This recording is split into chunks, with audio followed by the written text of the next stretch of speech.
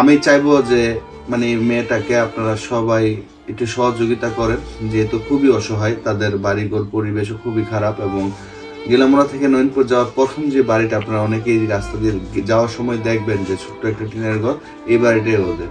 আসসালামু আলাইকুম, সবাইকে স্বাগতম বিজয়নগর টিভিতে। দর্শক, আপনারা সবাই কেমন আছেন? আশা করি খুবই ভালো আছেন। আমি গত 3 দিন আগে একটি ভিডিও করেছিলাম। আমার পাশে যে একটি অসহায় রোগী, অসুস্থ, খুবই অসুস্থ, যে বর্তমানে উঠে দাঁড়ানো বা বসার মতো তার ক্ষমতা নাই। ওর চিকিৎসার জন্য প্রায় 1 লক্ষ টাকার প্রয়োজন এবং 1 লক্ষ টাকা হলে ডাক্তার বলেছেন স্বাভাবিক অবস্থায় ফিরে আসতে পারে। তো এই ভিডিওটা করার পরে অনেকেই শেয়ার করেছেন এবং এক ভাই মালয়েশিয়ান প্রবাসী, আমাদের পাহাড়পুর ইউনিয়নের কৃতি সন্তান, উনি আমার সাথে ফোনে যোগাযোগ করে আমার মাধ্যমে 10,000 টাকা দিয়েছেন এই অসহায় মেয়েটিকে দেওয়ার জন্য। আর ওনার নাম প্রকাশ করতে অনিচ্ছুক, এই জন্য ওনার আমি নাম ঠিকানা কিছুই বলছি না। তো আমাদের পাহাড়পুর ইউনিয়নেরই খুব ভালো মনের একজন মানুষ, উদার মনের মানুষ। উনি অনেক সময় বিভিন্ন জায়গায় দান করে থাকেন, গোপনে করেন, কিন্তু আসলে উনি প্রকাশ্যে আসতে চান না।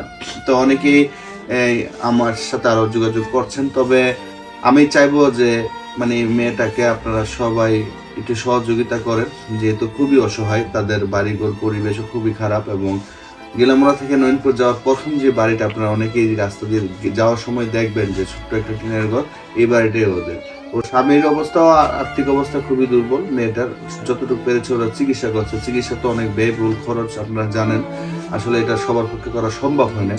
তো যতটুকু ওরা পারছে করছে এবং মানুষ তখনই কিন্তু একজনের কাছে হাত পাতে যখন সে নিরুপায় হয়ে যায় বা তার অসহায়ত্বের শেষ সীমানা চলে যায়, তখনই কিন্তু একজন মানুষ আরেকজন মানুষের কাছে সাহায্যের জন্য হাত পাতে।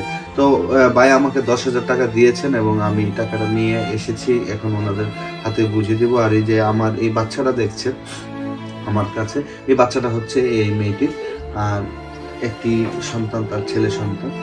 সে বাঁচতে চায় আর এবং আপনাদের সকলের সহযোগিতা নিয়ে সে বাঁচতে চায়। আপনারা সবাই সহযোগিতা করবেন।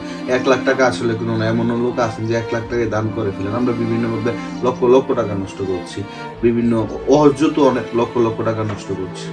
একটু ভালো কাজে কিছু টাকা ব্যয় করেন এবং এই অসহায় পরিবারের পাশে একটু দাঁড়ান। আমি টাকাটা এখন তুলে দিচ্ছি। 1 2 3 4 5 6 7 8 9 10, এই 10,000 টাকা আমি মেয়েটির মার হাতে তুলে দিলাম। আপনি তো আলহামদুলিল্লাহ 10,000 টাকা পেয়েছেন। আমাদের ওনার জন্য একটু দোয়া করবেন, যিনি টাকাটা দিয়েছেন। হ্যাঁ, দোয়া করবেন এবং উনি খুব ভালো মনের মানুষ। আশা করি এই চিকিৎসার জন্য আপনার এই টাকাটা কাজে আসবে।